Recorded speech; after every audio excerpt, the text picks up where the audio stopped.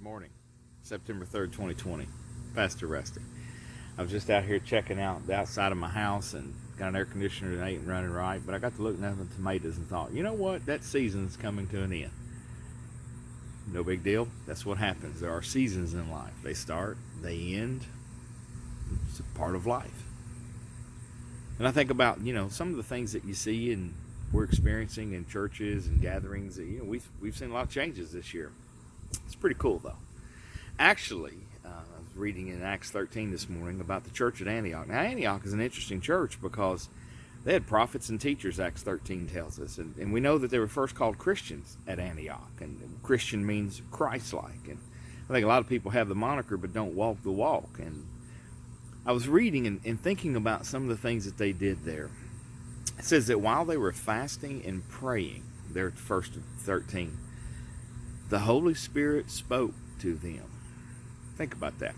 While they were fasting and praying, the Holy Spirit spoke and said to them, set aside Paul and Barnabas, Saul and Barnabas, or Barnabas and Saul, actually. Barnabas was kind of the leader when they first got started,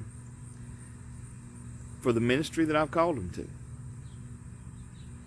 That's pretty in tune, isn't it? That's one of the things that, as we study and we look and we see the early church, they had this connection with the Holy Spirit, and they relied upon the guidance and direction. Then they just acted according. He said, set them aside. And what did they do? After they completed fasting and praying, so they were worshiping and they were fasting, probably prolonged fast, probably a scheduled fast, and they were doing this for part of their worship so that they could know, so they could go, so they could grow. And that was a part of everyday life for the early Christians, fasting and praying and worshiping. And I think, yeah, that's some pretty good stuff right there.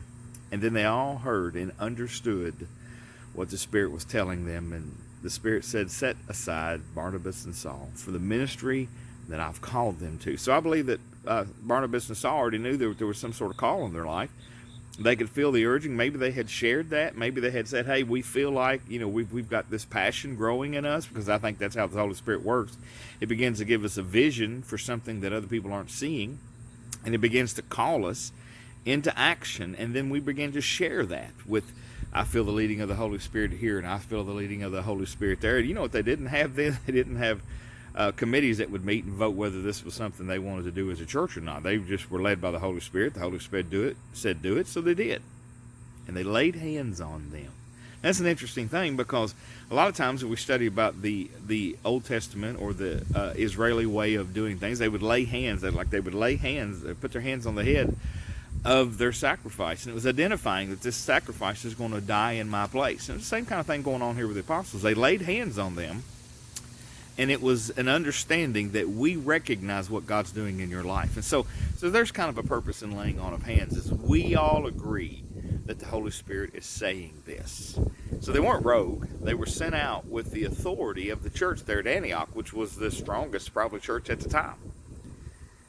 They also, not only did they agree with the Holy Spirit and they laid hands on them, but they said they'll go in our place. They'll go and they'll do what we are going to help them do. And so there was a sending out. It was not to get away from here, but you go do that ministry. We are 100% behind you, and we're going to help out in any way that we can. That's why they continually return to, in their circuits, Antioch, to talk to the Christians there, to let them know what they've been doing. And I think that's interesting, because I look back through my life. I've had hands laid on me.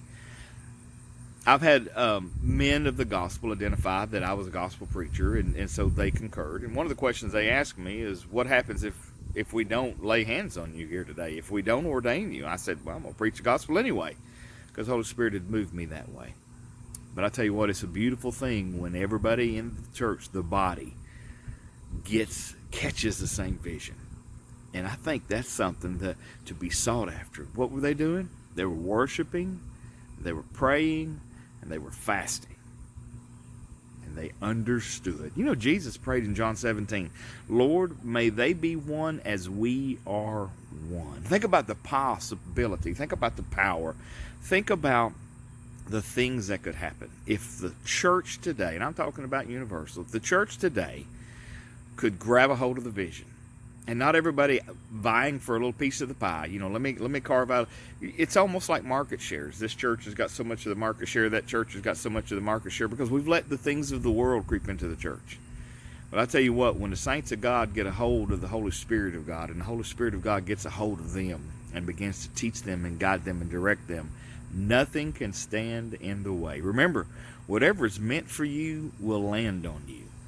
You can't miss God's will if you're seeking God's will. So let's do that today. Let's seek God's will. Let's spend some time fasting and praying and worshiping. And had an opportunity to get back with the church together last night. We had a time of Bible study and prayer, and I'm telling you what, it was good for my soul. And I hope that those that were there, it was good for their soul.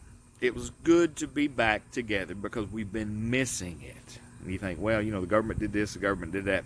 No, the Lord's done this. We need to be hungry for fellowship. We need to be hungry for worship. We need to be hungry for the things of God and to be fueled and fed by the Spirit of God. And you know what? That's something we can do as Christians. We can get with Him. Let Him guide us, direct us, and teach us. It's an exciting time to be a Christian, and I hope you're enjoying it. I'm Pastor Rusty. I'll talk to you later.